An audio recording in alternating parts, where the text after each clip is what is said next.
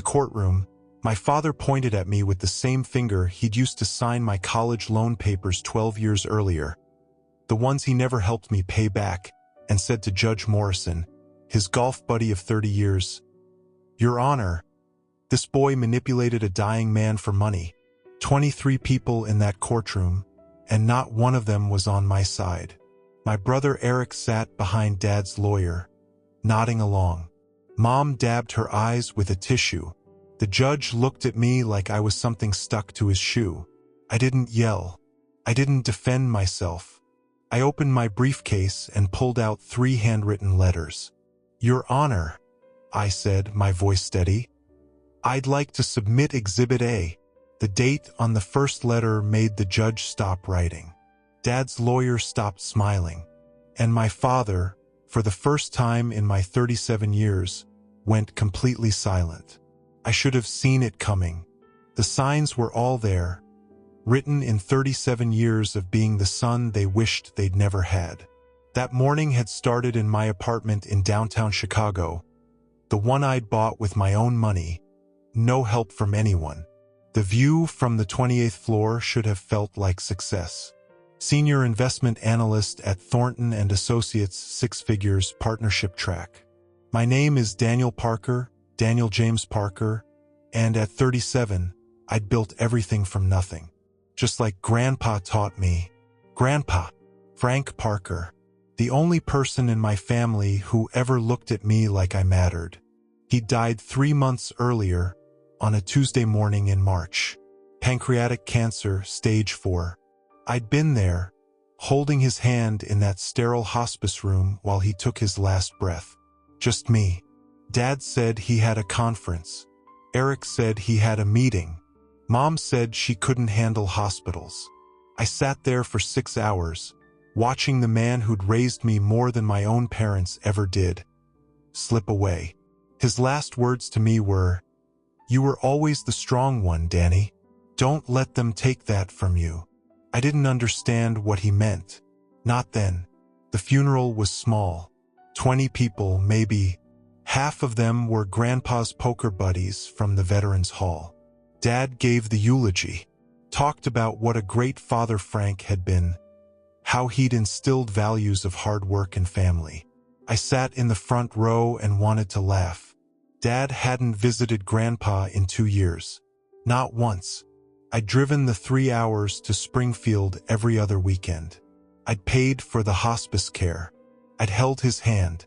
After the service, Dad pulled me aside in the parking lot. "The lawyer wants to read the will next week," he said. "Tuesday at 2. Don't be late."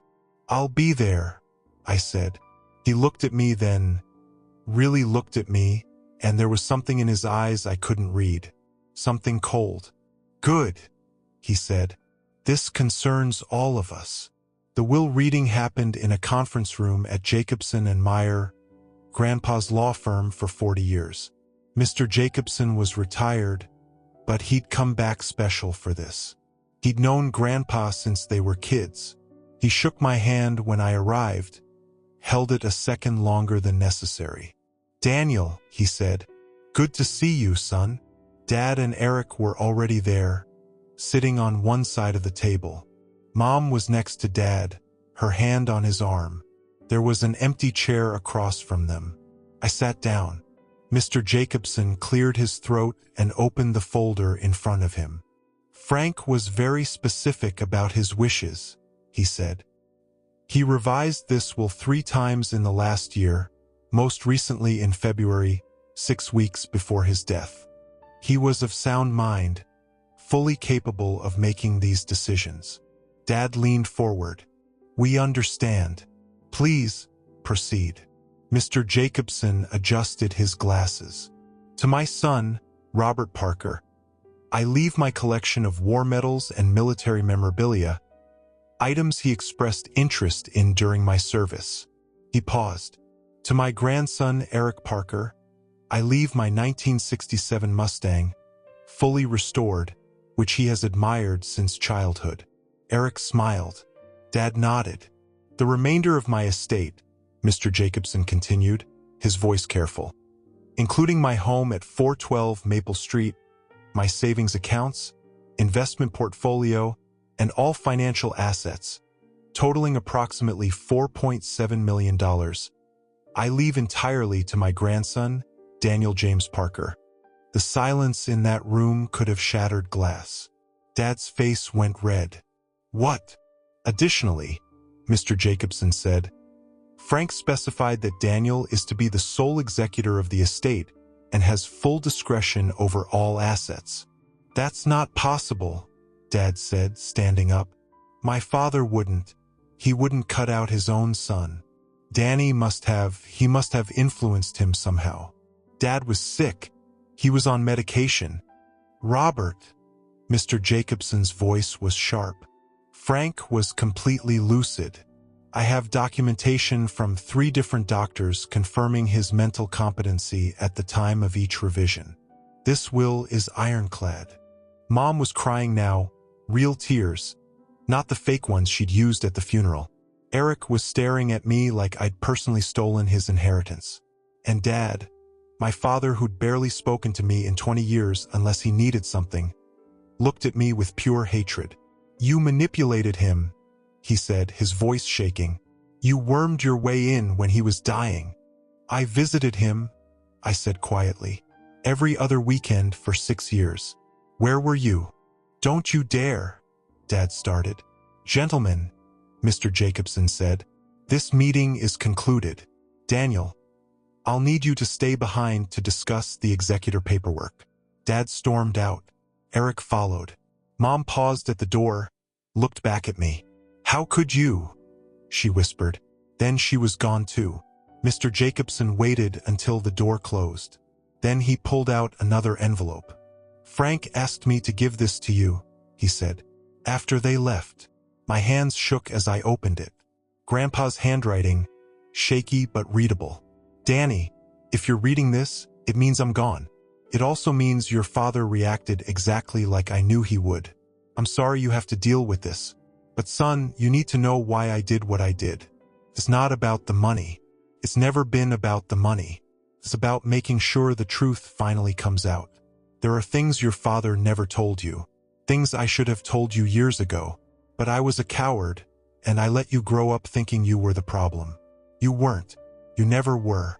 Check the safe deposit box at First National, box 447. The key is with Jacobson. Everything you need is there. I'm sorry I waited so long. I'm sorry I let you suffer. But I'm not sorry I'm giving you this. You earned it not with what you did, but with who you are. Love, Grandpa Frank. I sat there for 10 minutes after Jacobson left, just holding that letter. The paper was worn at the edges, like Grandpa had folded and unfolded it many times before sealing it. There was a coffee stain in the corner. His reading glasses had probably been sitting on it while he wrote. I should have felt vindicated, wealthy, set for life. Instead, I felt hollow, because whatever Grandpa was trying to tell me, whatever truth he'd hidden all these years, I knew it was going to hurt. That was 3 months ago. 3 months of silence from my family. No calls, no texts. I sent Mom a message on her birthday. Read receipt, no response.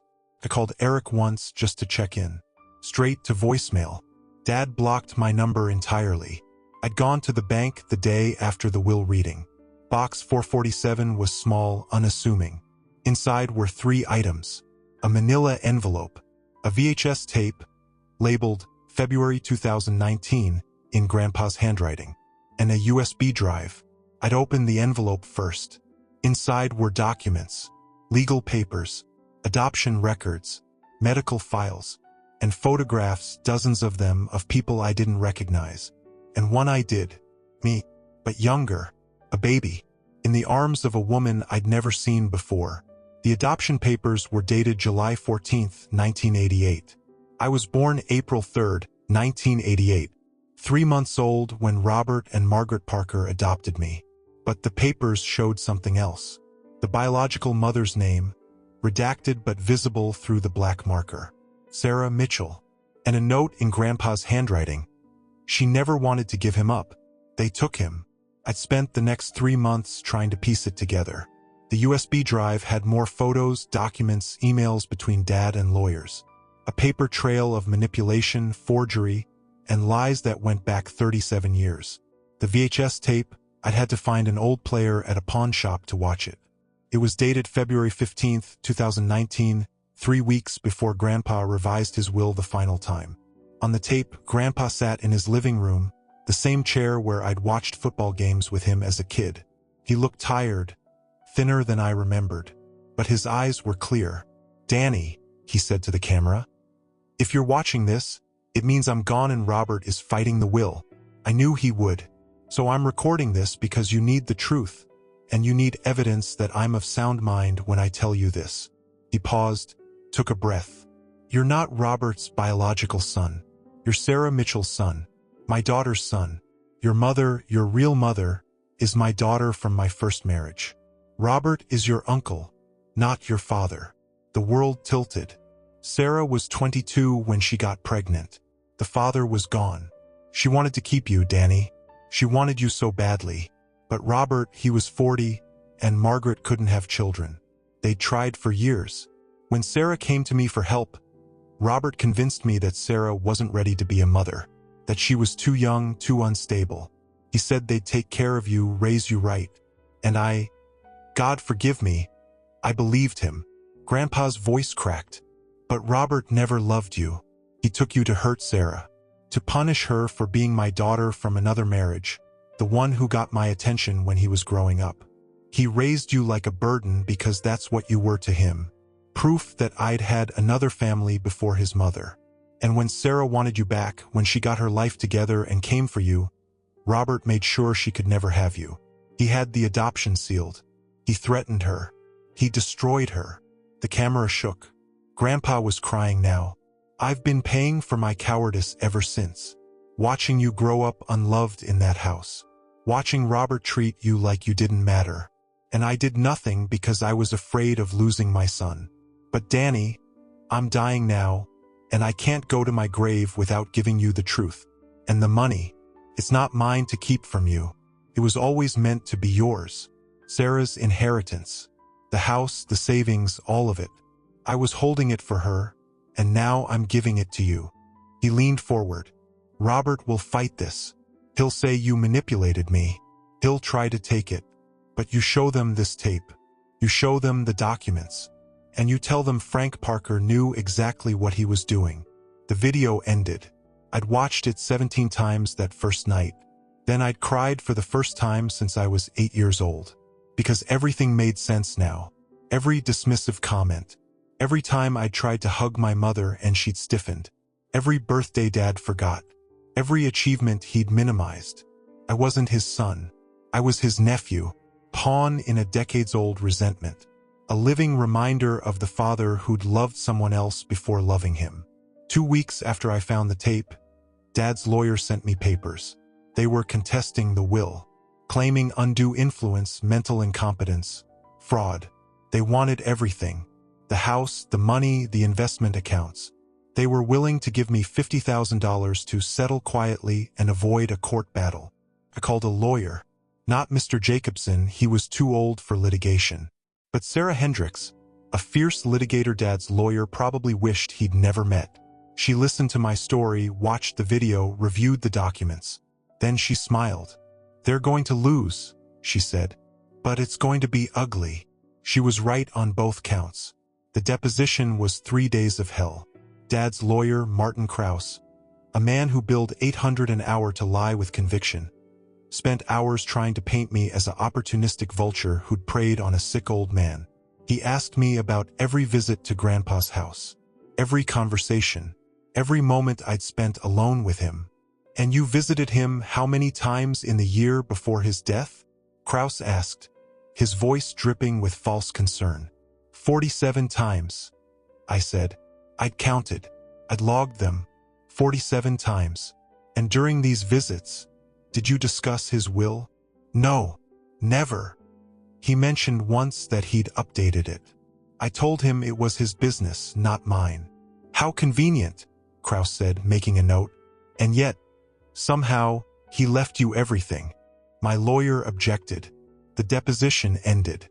But I knew what was coming. Trial was set for October. Judge Richard Morrison presiding. The same Judge Morrison who'd played golf with my dad every Saturday for 30 years. The same judge who'd been at Eric's wedding, at Mom's birthday parties, at family barbecues I'd never been invited to. My lawyer filed a motion for recusal. Denied. I can remain impartial, Judge Morrison wrote in his decision. A personal relationship does not constitute bias. The trial started on a Monday. Cold, gray, October rain hitting the courthouse windows. Dad and Eric sat at the plaintiff's table with Kraus. Mom sat in the gallery, wearing black like she was in mourning. Behind them were aunts, uncles, cousins I barely knew, all united in their certainty that I'd stolen what rightfully belonged to them. On my side of the room, there was me, Sarah Hendricks, and one person in the gallery. An older woman I'd never met. She'd introduced herself before the proceedings started. "I'm Janet," she'd said, shaking my hand. "I was your grandfather's nurse the last 3 months. He talked about you constantly. I wanted to be here. That almost broke me. A stranger cared more than my own family." Judge Morrison called the court to order. Kraus stood up, buttoning his suit jacket, and addressed the jury. 8 people who'd decide if I was a manipulator or a victim. "Ladies and gentlemen," he began, "this is a story about greed, about a young man who saw an opportunity and took it. Frank Parker was a decorated veteran, a beloved father and grandfather. But in his final months, he was sick, vulnerable, and the defendant, Daniel Parker, exploited that vulnerability." He pointed at me, actually pointed. Daniel spent years cultivating a relationship with Frank, visiting him regularly, gaining his trust. And when Frank was at his weakest, dying of cancer, heavily medicated, Daniel convinced him to change his will. Not once, not twice, 3 times. Each revision giving Daniel more control, more money, until finally, Frank left him everything. Kraus walked toward the jury box. The Parker family, Frank's actual family, his son Robert who'd been there his whole life, his grandson Eric who'd grown up in his shadow, they were cut out, reduced to trinkets while Daniel walked away with millions. "This isn't justice. This is theft. And we're asking you to return Frank Parker's estate to his rightful heirs." He sat down. Every juror was looking at me. I could feel their judgment. Sarah Hendricks stood up. She didn't button her jacket. She didn't point. She just spoke, calm and clear. "Members of the jury, you're going to hear a lot of words today. Manipulation, greed, theft. But I want you to remember one thing throughout this trial. Who was there? Not who claimed to be there. Not who wishes they'd been there. But who actually showed up." She walked to a board with a timeline. For 6 years, from 2019 to 2025, Daniel Parker visited his grandfather 92 times. 92 trips, 3 hours each way. He paid for hospice care out of his own pocket. He held Frank's hand when he died. And during those 6 years, how many times did Robert Parker visit? 7. 7 times in 6 years. Eric Parker? 4 times. Margaret Parker? Twice. Sarah paused. Frank Parker wasn't confused. He wasn't manipulated. He was a man who saw clearly, perhaps for the first time in his life, who really loved him. And he made a choice. A choice he documented, verified, and explained in his own words. A choice we will prove was made with absolute clarity of mind and purpose. She sat down. I exhaled slowly. The first witness was Dad. Kraus walked him through years of loving memories. Holidays together, fishing trips, birthday celebrations. I sat there and wondered if we'd lived in the same house. I didn't remember fishing trips. I remember Dad taking Eric fishing while I stayed home to mow the lawn. I didn't remember birthday celebrations. I remembered turning 16 and Dad handing me car keys, then later finding out the car was a loaner I'd have to give back when Eric turned 16 the next year. "And when did you first notice a change in your father's behavior toward you?" Kraus asked. "Around 2019, Dad said, his voice careful, practiced. He started pulling away, became secretive. Danny was visiting all the time, and Dad would get agitated when I'd call. Did you confront Daniel about this?" I tried. He said he was just helping Dad with yard work, errands. But I could see what was happening. Dad was withdrawing from the family, and Danny was encouraging it. Lies. Every word. Sarah Hendricks stood for cross-examination. She didn't even look at her notes. Mr. Parker, you stated you noticed changes in 2019. What month? Dad hesitated. I'm not sure exactly. Was it before or after February 15th, 2019? I don't recall the specific date. Let me refresh your memory. February 15th, 2019 was when Frank Parker recorded a video explaining his will. Were you aware of this video? No. Were you aware that in this video, Frank explicitly states he revised his will because you'd lied to him for 37 years? Kraus jumped up. Objection. Foundation. Sustained, Judge Morrison said. But I saw something flicker in his expression. Sarah smiled. I'll rephrase. Mr. Parker, how often did you visit your father in the last year of his life? I visited regularly. How many times? Several. 7 times, Sarah said. In 12 months, compared to Daniel's 47 visits. Would you characterize 7 visits as regularly? I had work obligations. You're semi-retired, correct? You sold your business in 2018. Dad's jaw clenched.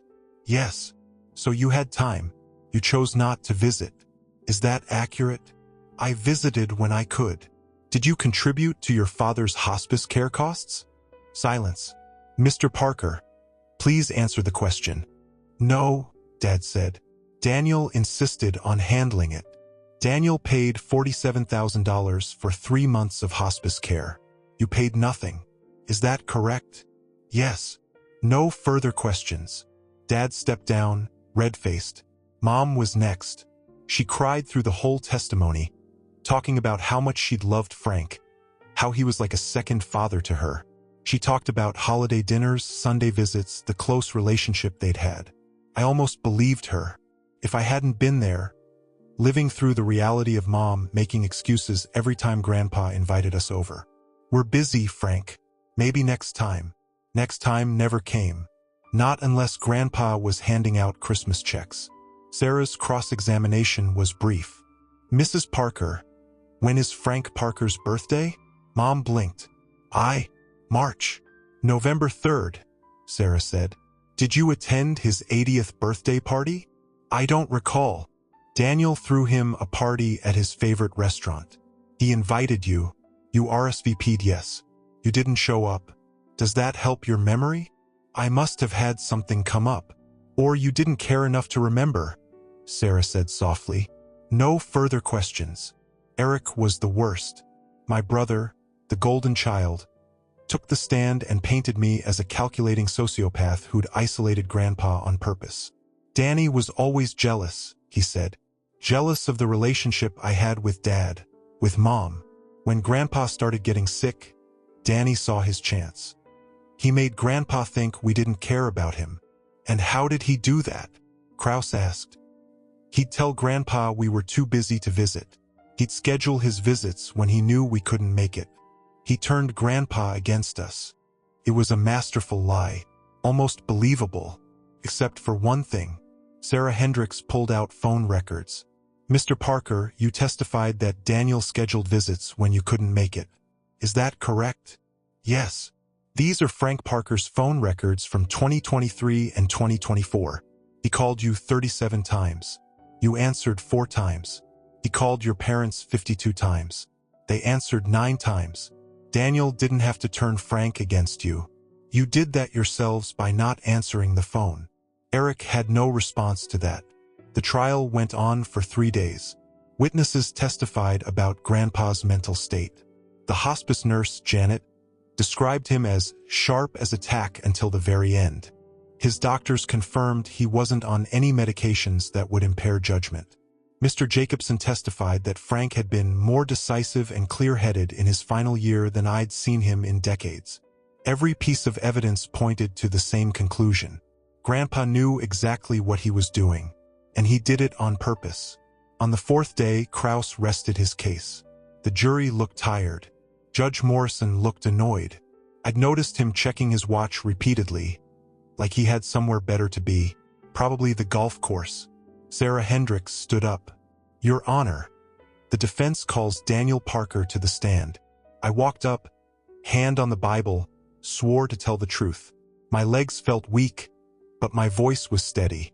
Sarah walked me through my childhood. Not the version Krauss wanted to hear, where I was a beloved son plotting from birth. The real version. The one where I spent most of my childhood wondering what I'd done wrong.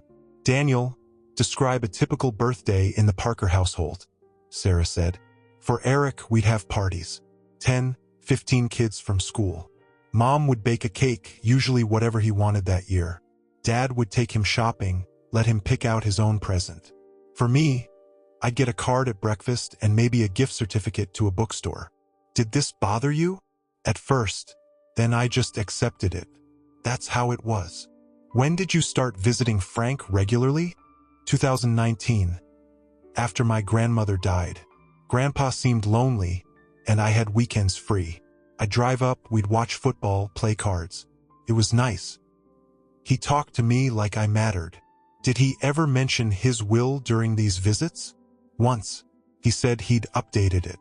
I told him it wasn't my business. He laughed and said, You're going to be surprised, Danny. I didn't know what he meant. When did you find out? At the will reading. I was as shocked as everyone else. Sarah pulled out the letters. Your Honor, I'd like to submit Defense Exhibit A. 3 letters written by Frank Parker to Daniel between 2020 and 2024. She handed me the first one. Daniel, please read the date and opening lines. September 14th, 2020. Danny, watched the Bears game by myself today.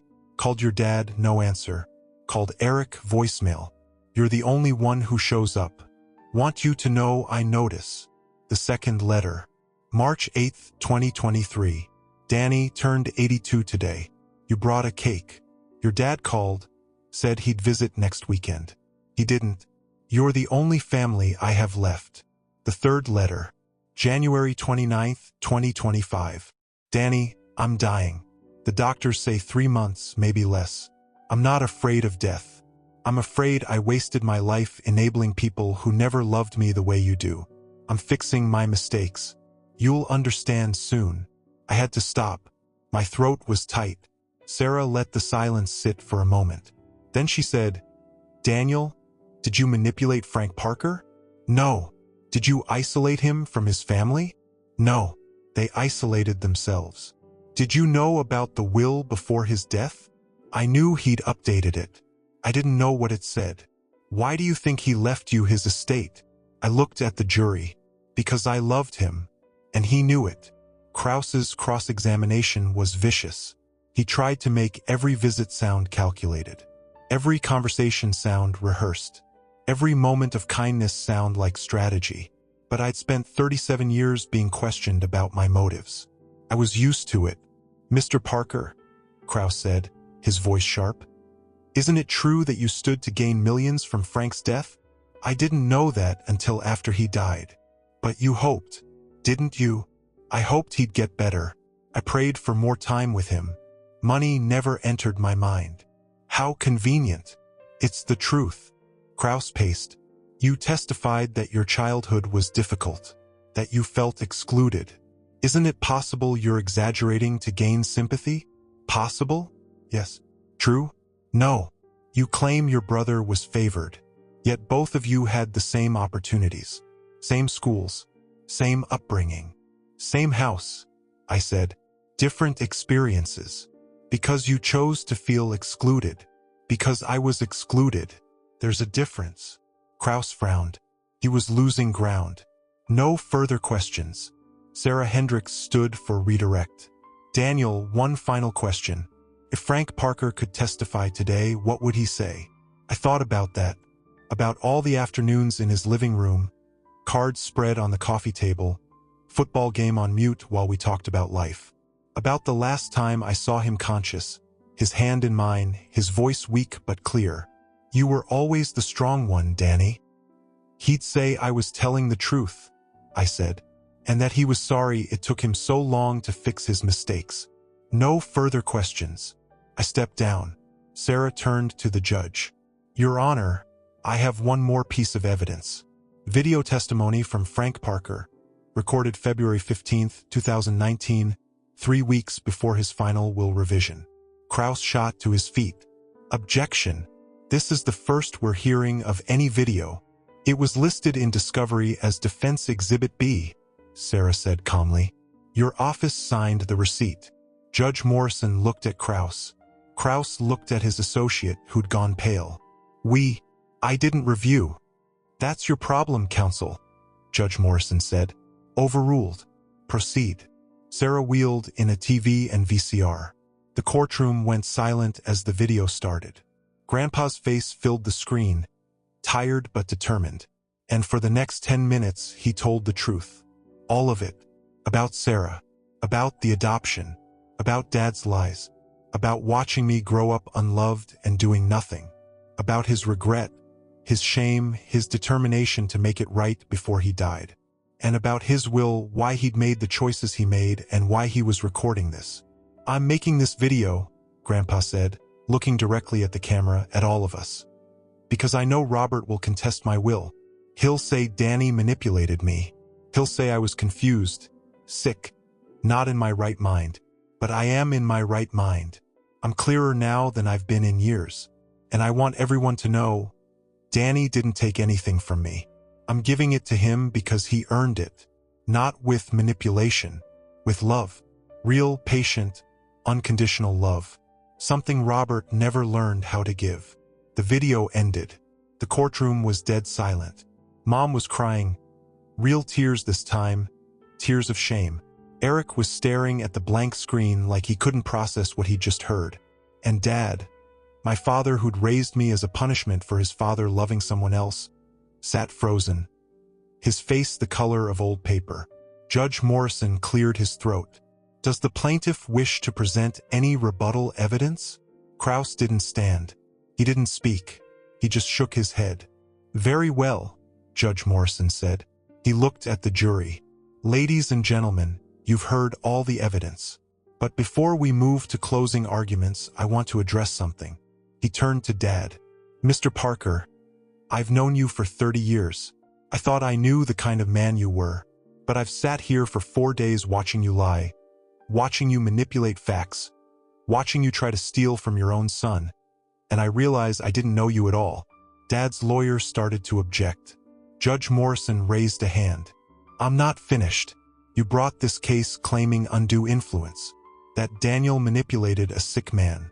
But the only manipulation I've seen in this courtroom came from you. You manipulated your father into giving up his daughter's child. You manipulated that child into believing he didn't deserve love. And now you're trying to manipulate this court into stealing what Frank clearly, explicitly, and with full mental capacity intended for Daniel. Morrison looked at me then. Mr. Parker, Daniel, I apologize. I should have recused myself from this case the moment I saw your father's name on the complaint. I let personal history cloud my judgment. But not anymore. He turned back to the jury. Ladies and gentlemen, I'm going to give you instructions, and you'll deliberate as is your duty. But I'll tell you now, if you find in favor of the plaintiff, I will seriously question your ability to weigh evidence. The jury deliberated for 47 minutes. They found in my favor on all counts. The will stood. The estate was mine. Dad and his lawyer were ordered to pay court costs. As the jury filed out, as the courtroom emptied, Dad walked past me. He paused just for a second. You're not my son, he said quietly. I know, I said. I never was. He left. Mom followed. Eric stayed behind, lingering near the door. Finally, he walked over. Danny, he said, I didn't know about the adoption, about any of it. Would it have changed anything? I asked. He thought about that. Probably not, he admitted. But for what it's worth, I'm sorry. It wasn't worth much, but it was something. Sarah Hendricks packed up her briefcase. Congratulations, she said. You won. Yeah, I said, but I didn't feel like I'd won anything. I felt empty. That night, I went to Grandpa's house. My house now. The key was still under the fake rock by the front steps. I let myself in, turned on the lights. Everything was exactly as he'd left it. His reading glasses on the coffee table. A crossword puzzle half finished next to them. The remote control on the arm of his chair. The chair I'd sat in so many times, watching games, eating sandwiches, just existing in the comfortable silence that comes from being with someone who actually wants you there. I sat in his chair, picked up the remote, and I cried. Not because I'd won the trial, because I'd lost him, because the only person who'd ever loved me unconditionally was gone, and no amount of money could bring him back. But there was something else in that grief. Something new. The truth. I finally knew the truth. About who I was. About where I came from. About why I'd never fit in that family. Because I wasn't supposed to. I belonged somewhere else. The next morning, I went to the safe deposit box again. This time, I looked at the photos differently. The woman holding baby me wasn't a stranger. She was my mother, Sarah Mitchell. And at the bottom of the manila envelope was an address. An address in Michigan, 3 hours north. I'd been to Michigan once with Grandpa when I was 12. He'd said we were visiting an old friend. We'd driven to a small house in a small town. A woman answered the door.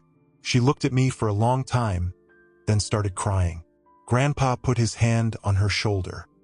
"He looks like you," he'd said softly. The woman hugged me, tight, desperate. When we left, I'd asked Grandpa who she was. "A very sad lady," he'd said. "But seeing you made her happy." I understood now. That sad lady was my mother. And Grandpa had taken me to see her, even though Dad had forbidden it. One of the many small rebellions Grandpa had staged in a lifetime of trying to fix his mistakes. I got in my car, drove 3 hours north, found the house. It looked exactly the same. Small, blue shutters, a garden in front, well-maintained, a wind chime on the porch. I knocked on the door. A woman answered, older now, 59, gray in her hair, but her eyes, I knew those eyes. I saw them in the mirror every morning. "Can I help you?" she said. "My name is Daniel," I said. "Daniel Parker. But I think you knew me as something else." Her hand went to her mouth. "Danny." "Yeah." She started crying. So did I. And then she pulled me into a hug. The kind of hug I'd waited 37 years for. The kind that says, "You're home. You're finally home." We sat on her porch for 6 hours. She told me everything. How she'd gotten pregnant at 22.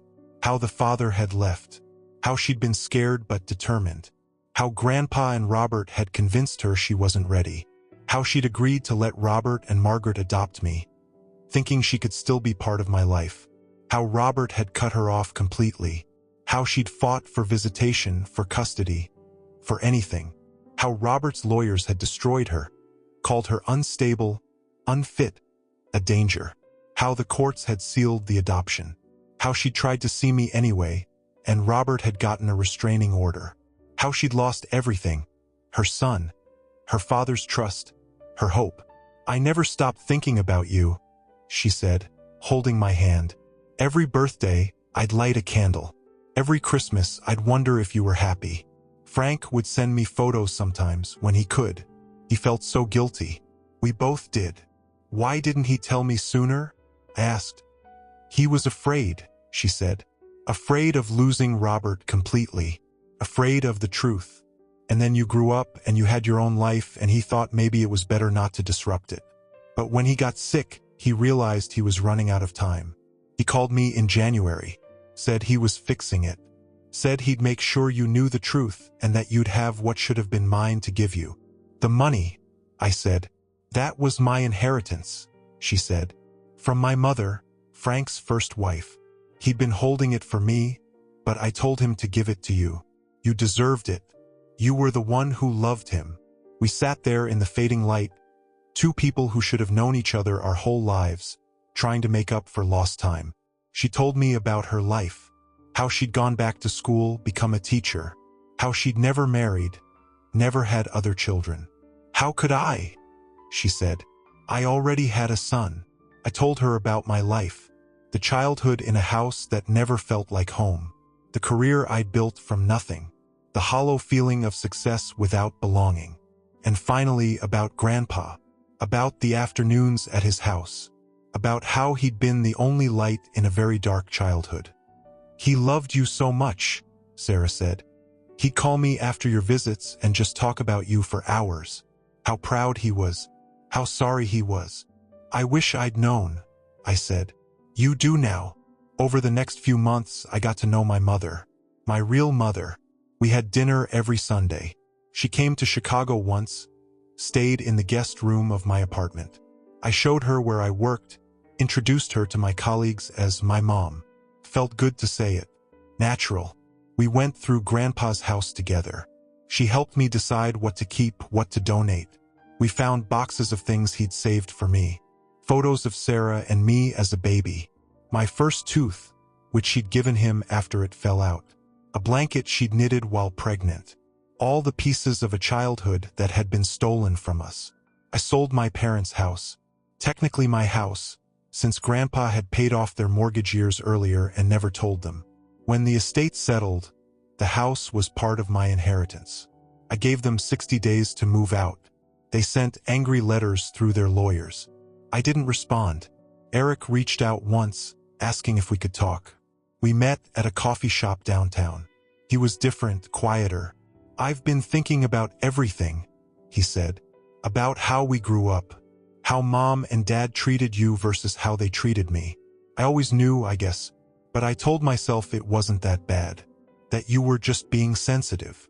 And now," I asked, "now I realize they used me as a weapon against you. Every time they praised me, they were really putting you down. Every time they chose me, they were rejecting you. And I let them because it felt good to be chosen." "Yeah," I said. "It did. I'm sorry," he said, "for all of it. For not standing up for you. For believing their version of things. For testifying against you in court." I drank my coffee. Looked at this man who'd been my brother for 37 years but never really my family. "I appreciate the apology," I said, "but I don't know if I can forgive you. Not yet. Maybe not ever." "I understand," he said. "We haven't spoken since. Maybe someday we will. Maybe not. It doesn't keep me up at night anymore." Mom called once, 6 months after the trial. She was crying. "Danny, we're losing the house. The bank is foreclosing. Can you help us?" "No," I said. "But we're family." "You're not my family," I said. "Sarah Mitchell is my mother. Frank Parker was my grandfather. You were the people who took me from them and spent 37 years making me pay for it. We raised you. You tolerated me," I said. "There's a difference. Please, Danny, your father is sick. We have medical bills. You should have thought about that before you spent $400,000 trying to steal my inheritance," I said. "Goodbye, Margaret." I hung up, blocked her number, and felt nothing. Dad died 2 years later. Heart attack. Eric called to tell me. Asked if I'd come to the funeral. I said no. He didn't argue. I sent flowers. The card read, "For appearances. Daniel." I heard later that Mom sold their house, moved in with Eric and his family. They're living in Indiana now. Small town. Dad's pension barely covers expenses. They had to get rid of the country club membership. The golf outings with Judge Morrison. The expensive cars. All of it gone. Because they'd built their life on borrowed money and a son they'd kept around to exploit. I don't think about them much anymore. When I do, it's not with anger. Just sadness. Sadness that they were given a child who wanted so desperately to be loved, and they chose cruelty instead. Their loss, not mine. I'm 39 now, 2 years since the trial. I still work at Thornton & Associates, but I cut back my hours. Partner track doesn't matter as much when you have $4.7 million in the bank. I spend my Sundays with Sarah, my mom. We have dinner, watch movies, talk about everything and nothing. She's teaching me to knit. I'm terrible at it, but she doesn't care. I bought a house in Lincoln Park. 3 bedrooms, hardwood floors, a real kitchen. Sarah stayed with me for a month when I first moved in, helping me decorate, making it feel like home. Her room is always ready for when she visits. I started dating someone. Her name is Claire. She's a photographer, freelance, does weddings mostly. We met at a gallery opening. She made me laugh, which is something I didn't do much before. I told her about my family on our fourth date. Everything. The adoption, the trial, the parents who weren't parents. She listened, didn't judge, just held my hand and said, "You deserved better." "I'm getting better now," I said. "Last month, we went to Grandpa's grave together. I hadn't been since the funeral. The headstone is simple. Frank James Parker, 1943 to 2025. Beloved father and grandfather. But I'd added something underneath. A second line. And great father to Sarah's son. I put flowers on the grave. Told him about Sarah. About Claire. About the life I was building. "You were right," I said to the stone. "I was always the strong one. But you made me that way. Thank you." Claire stood with me, quiet and respectful. On the drive home, she said, "Tell me something about him. Something that made him great." I thought about it. There were so many moments. So many afternoons, conversations, small kindnesses that added up to love. But one memory stood out. I was 16. Failed my driver's test for the third time. Dad had called me an idiot. Mom said I was wasting everyone's time. Eric, who'd passed on his first try, just laughed. I'd locked myself in my room, crying, feeling like the biggest failure in the world. Grandpa showed up an hour later, knocked on my door. "Danny, let's go for a drive." We drove for hours out of the city into farm country. He didn't say anything about the test. Didn't ask why I'd failed. Just drove, windows down, radio on low. Finally, he pulled over at a small diner. We had pie. And then he said, "You know what I learned in Korea, Danny?" "What?" "That there's two kinds of people in this world. People who give up when things get hard, and people who keep trying. You're a try-again kind of person. I knew that when you were 7 years old and spent 2 months learning to tie your shoes because you refused to wear Velcro like the other kids. You didn't give up then. Don't give up now." "What if I never pass?" I said. "Then you'll take the bus like a respectable human," he said, smiling. "But you will pass. Fourth time's the charm." He was right. I passed on the fourth try. That's what made him great, I told Claire. He saw me, really saw me, when everyone else looked at me and saw a burden, an obligation, a mistake. He looked at me and saw someone worth trying for. Claire squeezed my hand. "I see that too," she said. "Maybe that's what this whole story is about. Being seen, being valued, being loved not for what you provide but for who you are." I spent 37 years in a family that never saw me. And then I found the people who did. Grandpa, Sarah, Claire. They're my family now. The one I chose. The one that chose me back. I still have the letters Grandpa wrote me. I keep them in my desk drawer. Sometimes when I'm having a hard day, I take them out and read them. Reminders that I mattered to someone. That I wasn't crazy for feeling excluded. That love, real love, existed somewhere in the world. Last week, I got a letter from Eric.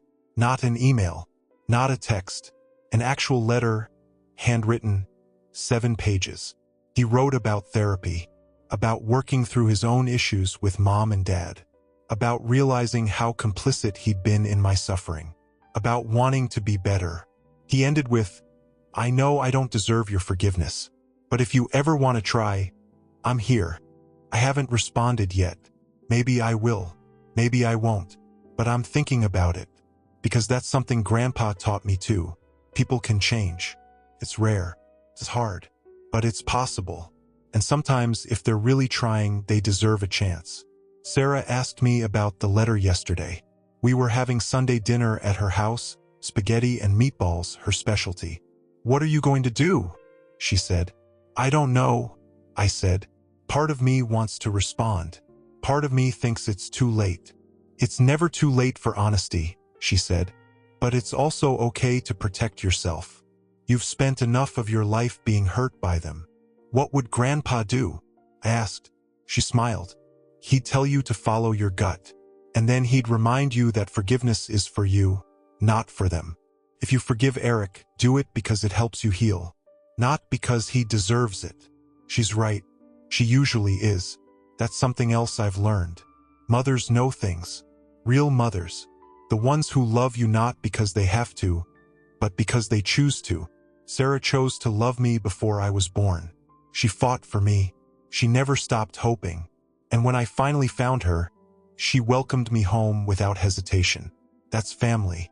Not the people who share your blood. The people who show up. The people who stay.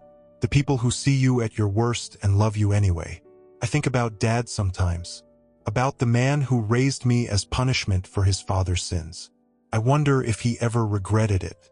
If he ever lay awake at night thinking about the son he could have loved but chose to hate. If he died with any remorse at all. Probably not. People like Dad don't do remorse. They do justification. They convince themselves they were right, that everyone else was wrong, that they're the victims in stories where they were clearly the villains. But that's not my problem anymore. I spent 37 years trying to earn his love. Trying to be good enough, successful enough, perfect enough. And it was never going to work because the problem wasn't me. It was him. He was broken in ways I couldn't fix. Ways Grandpa couldn't fix. Ways no one could fix. So I stopped trying. I stopped performing. I stopped hoping. And I found peace. That's what I'd tell anyone who grew up in a family like mine. The ones who feel like outsiders in their own homes. The ones who do everything right and still get treated like they're wrong. The ones who look at their siblings getting love they'll never receive and wonder what they did to deserve exile. I tell them this: it's not you. It never was. And the day you accept that, the day you stop trying to earn what should have been freely given, that's the day you start healing. I'm healed now. Mostly. There are still moments when I see a father and son laughing together and feel that familiar pang. Still moments when someone mentions family holidays and I have to swallow the bitterness. But those moments are fewer now. Quieter. Less sharp. Because I have new memories now. Better ones. Sunday dinners with Sarah. Date nights with Claire. Afternoons at Grandpa's grave. Telling him about my life. These memories are overriding the old ones. Slowly. Gently. But surely.